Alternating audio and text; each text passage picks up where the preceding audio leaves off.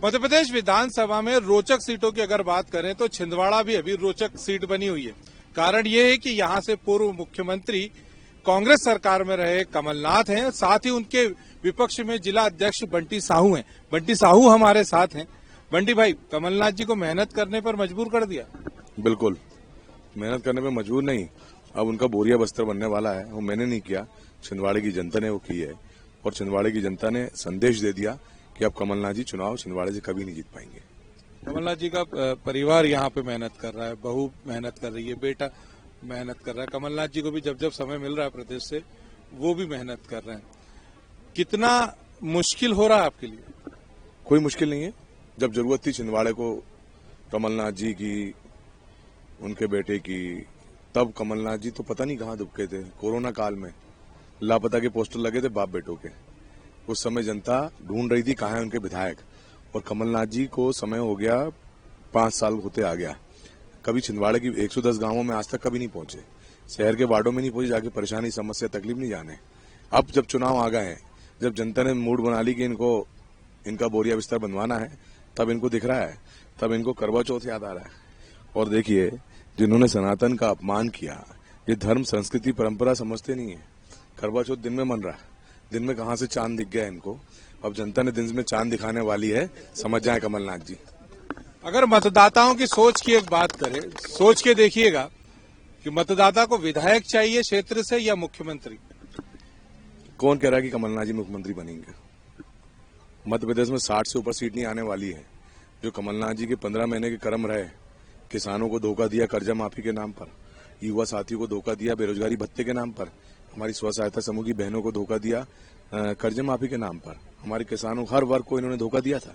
अब कोई कमलनाथ जी के साथ में नहीं है। सबने तय कर लिया है, चाहे लाडली बहनों का आशीर्वाद हो, हमारे किसानों का, युवाओं का, सब भारतीय जनता पार्टी के साथ है। कमलनाथ जी कहते हैं कि जब वो इस क्षेत्र में आए थे तब आदिवासियों के बदन पर कपड़े नहीं थे।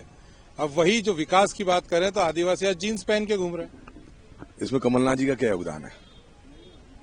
कमलनाथ जी बताए, मैं पूछता हूँ कमलनाथ जी से, जब आप छिंदवाड़ा आए तब तो आपकी एक भी फैक्ट्री नहीं थी, तब तो आपकी एक भी कंपनी नहीं थी। आज 22 कंपनी के कैसे मालिक बन गए? आप छिंदवाड़ा आए थे, किराए के बंगले में रहते थे, आज तो मुझे पता चला है कि करोड़ों अरबों रुपए के बंगले हैं। ये कहां से? आप विकास तो आपका हुआ है कमलनाथ जी का। कमलनाथ जी अरबपति खरबपति बन गए, 22 कंपनी के मालिक बन गए। छिंदवाड़ा वालों के कारण आप मुख्यमंत्री बन गए, छिंदवाड़ा के कारण आप वाणिज्य एवं उद्योग मंत्री बन गए। लेकिन दुर्भाग्य कमलनाथ जी कि छिंदवाड़े की 70% आबादी गरीबी रेखा के नीचे रह रही है। सीधे मुख्यमंत्री शिवराज सिंह चौहान के पास आपकी एंट्री है, प्रभारी मंत्री भी आपकी बात सुनते थे। पिछले 3 सालों की अगर हम लोग बात करें तो आप छिंदवाड़ा को क्या क्या दिलवाने में कामयाब हो पाए? छिंदवाड़े को हमने माननीय मुख्यमंत्री जी से चर्चा करके 800 करोड़ रुपए मेडिकल कॉलेज के, 850 करोड़ रुपए की पेंच माइक्रो परियोजना, जिससे हमारे जिले के 800 गांवों को पानी पीने के लिए मिलने वाला है। इसके अलावा हम लोगों ने 400 करोड़ रुपए के रोड उन्नयन, जो नेशनल हाईवे रिंग रोड जो खराब हो गई थी, उसके लिए 400 करोड़ रुपए दिलवाए। इसके अलावा मुख्यमंत्री अधोसंरचना के माध्यम से 38 करोड़ रुपए, ऑडिटोरियम, एक नया कॉलेज, ऐसी कई है। अगर देखा जाए तो 5000 करोड़ रुपए से ऊपर हम माननीय मुख्यमंत्री से चर्चा करके छिंदवाड़े में ला चुके हैं। विजयश्री प्राप्त करने के बाद 3 सबसे पहले काम जो आप करना चाहेंगे? मैं सबसे पहला काम करूंगा कि हमारे छिंदवाड़े में सबसे बड़ी समस्या है, जो युवा चला गया इतने दिनों तक, बेरोजगारी बड़ा मुद्दा है। मैं छिंदवाड़े के युवाओं के लिए माननीय मोदी जी से बात करके, प्रदेश सरकार से बात करके, छिंदवाड़ा में एक उद्योग धंधा स्थापित हो जिसमें 25,000 30,000 युवाओं को रोजगार मिल सके, यह प्रयास करूंगा। इसके अलावा अभी कुछ क्षेत्र छूटे हैं जहां सिंचाई के साधन नहीं पहुंच पा रहे हैं, वहां पर हम लोग प्रयास करेंगे। मेरा तीसरा जो मोदी जी का संकल्प है कि हमारी बहनों को लखपति बनानी है, तो हमारी स्व सहायता समूह के बहनों से जोड़ के प्रयास करेंगे कि नई कुछ नए डेवलपमेंट, नई सोच के साथ कि हमारी बहनें लखपति बने।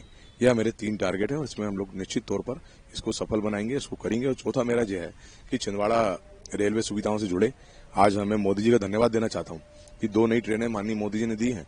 एक और ट्रेनें हमको आवश्यकता है, और एक हम लोग प्रयास कर रहे हैं कि छिंदवाड़ा से सागर लाइन जुड़ना चाहिए, क्योंकि उससे फिर छिंदवाड़ा रेलवे के मुख्य बिंदु में आ जाएगा। अगर छिंदवाड़ा से सागर रेलवे लाइन जुड़ गई तो निश्चित तौर पर छिंदवाड़े का बहुत फायदा होने वाला है। अब जिला अध्यक्ष भी हैं और अन्य सीटें भी अब आपको देखना रहती है, कैसे मैनेज कर रहे हैं? नहीं, पार्टी ने मुझे इससे छुट्टी दे दी और पार्टी करेगी। आप छिंदवाड़ा देखो, और कार्यकारी अध्यक्ष अभी प्रियवर सिंह जी को बनाया है, वो बाकी का मैनेज कर रहे हैं। पार्टी ने जिले के अन्य विधानसभा क्षेत्रों से भले ही बंटी साहू को छुट्टी दे दी, लेकिन ये बात तय है कि थोड़ी देर पहले जब मेरी एक कार्यकर्ता से बात हुई तो उसने बोला कि बंटी साहू जी के पैर सूजे हुए हैं, पैरों में क्रीम लगाएं, क्योंकि सुबह 7 बजे से लेकर रात 9, 10, 11 बजे तक वो विधानसभा में सक्रिय हैं। कहीं ना कहीं मुकाबला जरूर कांटेदार है और बंटी साहू ये निश्चित तौर पर मेहनत करके लोगों को ये बताना चाह रहे हैं कि 17 नवंबर को उनके पक्ष में मतदान जरूर होगा, ताकि 3 दिसंबर को रिजल्ट उनके पक्ष में आए। कैमरामैन जुबेर के साथ मैं विनीत श्रीवास्तव, ग्रामीण भारत टीवी। खबरों में बने रहने के लिए ग्रामीण भारत टीवी को सब्सक्राइब कीजिए और बेल आइकॉन दबाना ना भूलें।